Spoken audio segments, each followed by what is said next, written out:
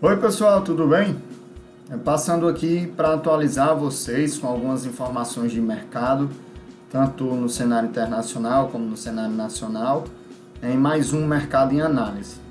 Vamos iniciar destacando o avanço da Covid-19 no mundo inteiro.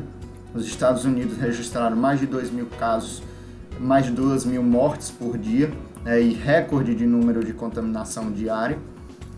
A Itália voltou a registrar mais de 800 mortes por dia. Outros países como a Alemanha também têm sofrido bastante.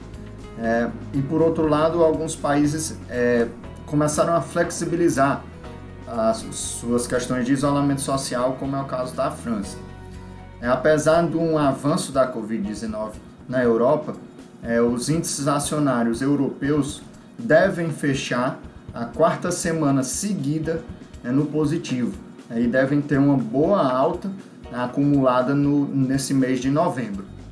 Nos Estados Unidos, nós destacamos ainda um bom comportamento da Bolsa no pregão de hoje, que leva a boas altas no acumulado de novembro também, em virtude da retomada das negociações após o feriado de ação de graça lá nos Estados Unidos.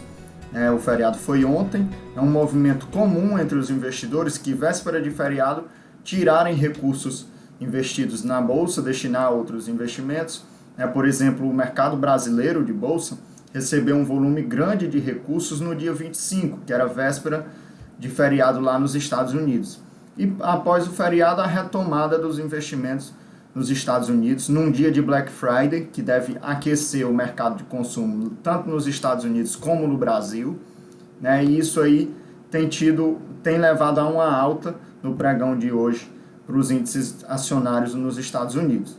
Apesar disso, por outro lado, notícias não tão positivas quanto ao desenvolvimento de uma vacina da Oxford, juntamente com a AstraZeneca, que foi divulgado resultados positivos na segunda, mas não foram tão conclusivos. Hoje há muitos questionamentos quanto a esses resultados e aí trouxe um pouco de incerteza quanto ao desenvolvimento dessa vacina em si.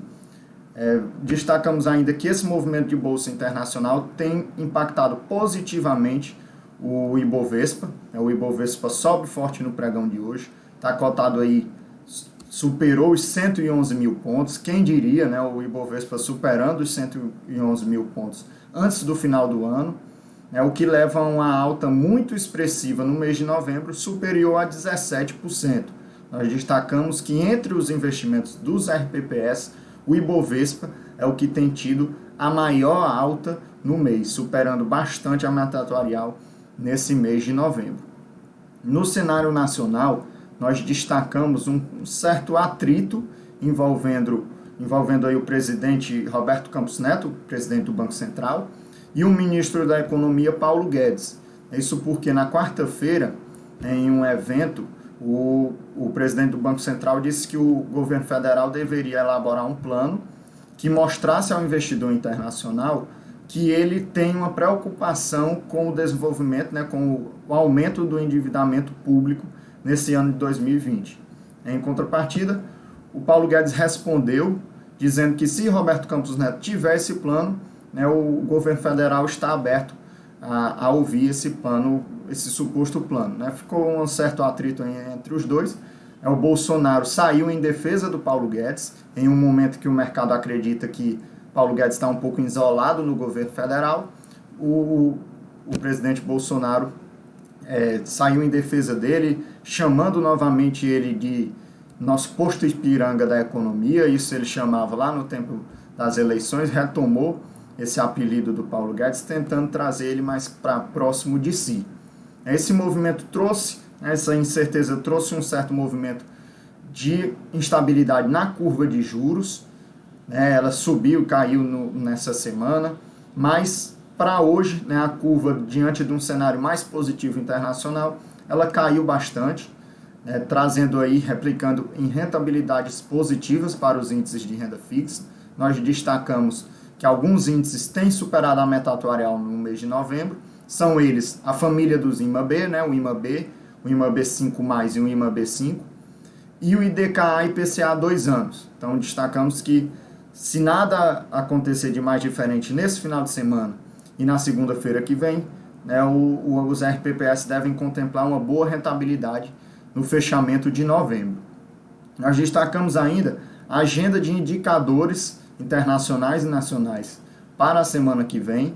No âmbito internacional temos PMI da China, PMI do Japão, temos ainda PMI industrial de algumas nações que têm sido fortemente impactadas pela pandemia de coronavírus, como a Alemanha, Itália, Espanha, França. A Itália também tem a divulgação do resultado do PIB anualizado e do último trimestre.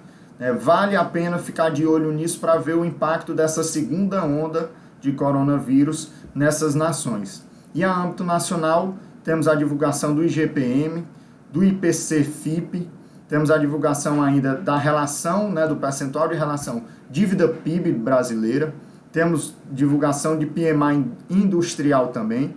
Vale a gente ficar de olho porque alguns estados já retomaram algumas medidas de maior isolamento, enquanto outros mantêm a flexibilização aberta. Isso a gente pode ficar observando aí porque a indústria nos últimos meses foi o principal fator da alta do PIB brasileiro, né, da retomada econômica brasileira nos últimos meses. Então foi isso, pessoal. Espero que tenham compreendido. Um bom final de semana a todos e nos vemos na semana que vem. Forte abraço.